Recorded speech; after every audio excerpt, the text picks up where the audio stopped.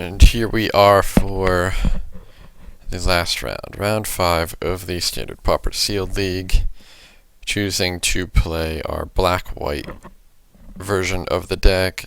Won the roll, choosing to draw, just like I always do in pretty much every sealed format. I've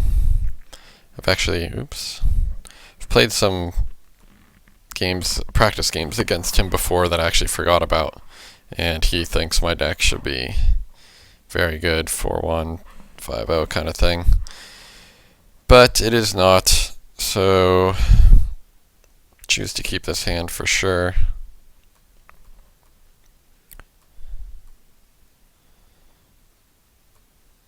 I like how these pop-up windows pop up even though it's just a replay. So our hand is pretty sick.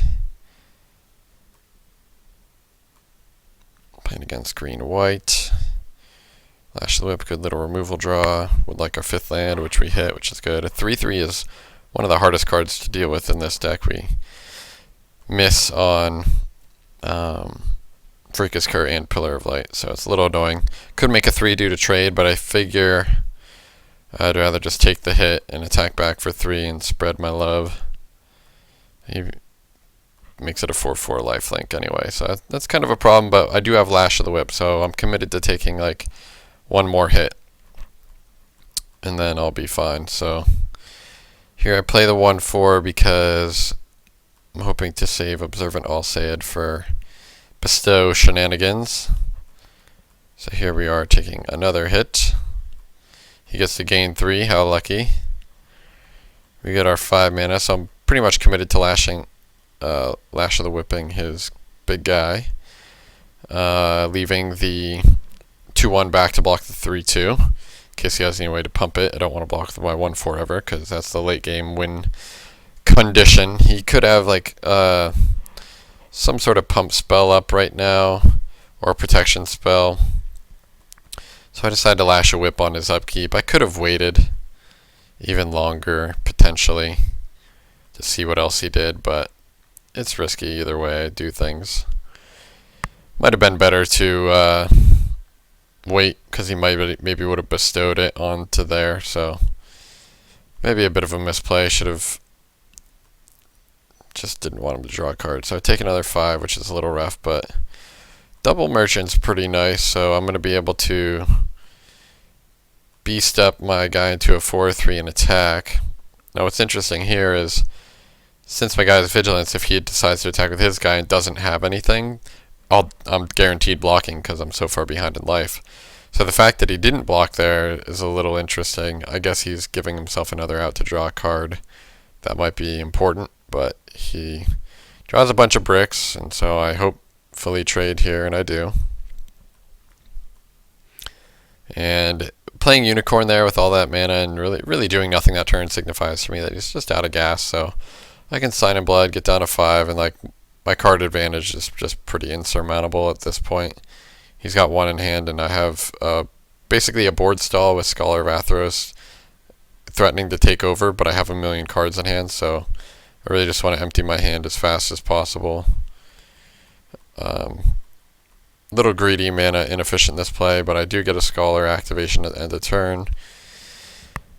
And I get more Black Devotion onto the battlefield to let my Gray Merchants pull me ahead, so I figure it's time to just start merchanting him for 4 and then 6 next turn, so that's a 10-point life swing, and then I can start to just Scholar, but he has the Hunt the Weak to kill my guy. It's a little rough, but I'm at the point where after this Merchant this turn, he's going to be at such a low life total, I'm at such a high life total, and he's missing so many blockers that I can just attack with everything and Inspired Charge, and if he blocks incorrectly, then he's just dead. And he goes for a double block, which on one creature, which leads to 4, 5, and 6, 7 when I play a charge. And if he doesn't have any removal, it's game. So that's game. Sideboarding, we like the Pillar of Light against him. We don't like Freakus Cur. And I think that's about it. So here we are for game 2.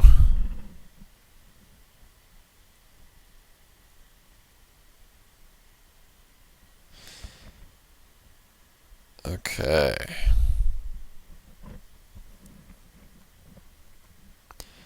So we're on the draw, which we want to be anyway. The pretty sick hand here.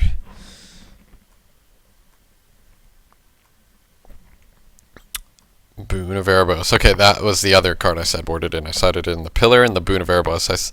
I figured Boon is a good mana efficient way to kill his guy, and it's a good re-trick. So we're a little stuck on land. This could be bad, but really just need to curve out here. 0-4 is not bad. Land is perfect, so we get to play a 2-3. Attack into it. Now here, I realized my mistake. I should have played my land for Pillar of Light, because if he has like Savage Surge or something, he has Aspect of Hydra. I let him kill my guy for free, which kind of sucks, but I'm kind of happy that for a card like Aspect of Hydra to trade with my 2-2, when a card like Aspect of Hydra can just win the game on its own if it's late enough in the game and he has enough green permanents in play. So, and I'm happy to just hold my Pillar of Light for something other than this dumb 1-5. You know, wait for him to put a Hopeful Eidolon on it or something. You know, wait for him to invest into it. And so I make this attack just to try to bait something out again, see what he does. But he has nothing, so at this point I'm thinking he could have the Hunt the Weak and just has been saving it. But Hunt the Weak doesn't even kill my 1-4, so not really sure. And he has his own Pillar of Light, which is very good, which we have shown. So I'm content to just keep beating him down. It's kind of awkward. He has double blue, double green, but if he has double white cards in his hand, he wouldn't have access to them. So I post combat Divine Verdict his guy, basically just to get through for more damage and force him to play a good blocker or a good creature. And in that case, Pillar of Light will be really good, and I get to keep beating him down. And so a 3-1 is an interesting card because it's likely to trade, which I am fine with actually happening because I have I have plenty of gas in hand. But if he goes to do something that gives it 4 toughness or something, I can respond by pillaring. So I'm fine with this trade. And again, he has the Aspect of Hydra, which is just, you know, +2/+2 makes it a 5/3. So he would be killing my guy would not be able to kill his. So he's basically trying to turn Aspect of Hydra into a 1-for-0, or basically a 1-for-1 removal spell, right? So the easy play in this situation is to Boon of Erebos my guy. So my 1 Boon of Erebos is going to kill the Aspect of Hydra and the Nyxborn Wolf without my guy dying because of Red Generation Shield, so basically 2-for-1ing him.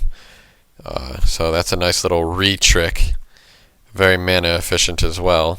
I thought about bringing in the Necrobite, which would have been the same thing right there, but as you can see, mana efficiency, I'm able to play another creature because the Boon of Erebos is so cheap. I had to pay 2 life for it, but I'm in a position where that doesn't matter. I would have liked to have saved the Boon for the Child of Night, since targeting that is a very nice combo. But he just has a bunch of 1/2s and 2/1s, so he is really dead. I have a lot of ways to beat him down through this, so I figure let's just attack with everything. He only has the ability to trade with Child of Night. And this block is the worst block he could have made. He should have blocked with a 2/1. So when I play the Inspired Charge here, it actually lets my Child of Night survive. So I get to bash for 8 damage, kill his guy, gain 4 life, and stop him from trading my guy. So he's in a spot where he like just has, he can't do anything. So I'm in a spot where I want to attack with all my creatures, and then after he blocks Lash of the Whip his guy. If I Lash of the Whip right now, he has a 2/2, and that can trade with my 2/1. So I'd actually rather just bash. He should actually block the Child of Night, potentially. But so this guy was able to stay out of Pillar of Light range, which is good for him. But again, being at 2, when I have 3 lethal attackers, and he's got to kill 2 guys or play another creature that doesn't have 4 toughness. So I'm fine, just beating down, seeing what he has. Divine Verdict, yep, that's fine. And what else do you got? Avoid Descend? Nope, Savage Surge. So one of the problems with his deck is that he's got Aspect to Hydra ×2. Divine Verdict's good, Savage Surge, but already 3 pump spells. Pump spells are just awful in sealed. I mean, my deck, you can see, is just all creatures and all removal. Literally nothing else. Maybe a little card advantage with Sign in Blood. So, quite an easy game here. Again, I'd like to see these leagues happen again. The next league is from Magic the Gathering Strat, from Bava and everybody there. Silver Black League, Commons Uncommons, go check that out. Hopefully Gwinnett runs another Standard Pauper Sealed League, maybe after that one's done running. Maybe find a way that it's not so hard to keep track of. I know adding all the cards to the PDC pool is just cumbersome and is a little rough in terms of upkeep and management thing. So, the fact that there's tickets on the line means, we got to be a little bit keep people accountable and stuff. But I feel like just simply kind of honor system. Everybody uses the cards that are supplied in their generator, and it'll be a fun format, just like anything else. But yeah, so my 2-3s got there. They took sacrifices for the team, but ended up 3-2. Probably have the worst tiebreakers, so wouldn't be surprised to miss top 16. But wouldn't be surprised too if I just have one of the best decks in the league, and not even the black-white deck. Like, I could have a really good red-white aggressive deck. I could have a really good, blue-black flyer control deck, Esper deck. So with so many cards, it's just fun with how many options there are. So glad everybody was able to play and participate, and hopefully you can learn a little bit more about Sealed, not so much about Standard Pauper. The way these games play out is much more like Sealed than Standard Pauper. So regardless, I feel like the games are always close. You don't get blowouts. Dumb bomb rares tend to, I think, ruin a lot of games in Sealed when you're playing competitive like PTQs and Grand Prix and stuff, and just very little that you can do about it. So I really like how this feels like it's equalizing the playing field and really rewards you for good deck choices, good mulligan choices, good mana curve, good mana consistency, color choice, stuff like that. So, finding the balance between, aggressive consistency and, power and inconsistency. So, gotta love it. Gotta love it. Alright. Thanks for watching. Stay tuned for more videos. Already got spoilers coming out for Dragons of Tarkir, so I'll be sure to do a quick spoiler update once the whole thing is revealed, and that'll be fun.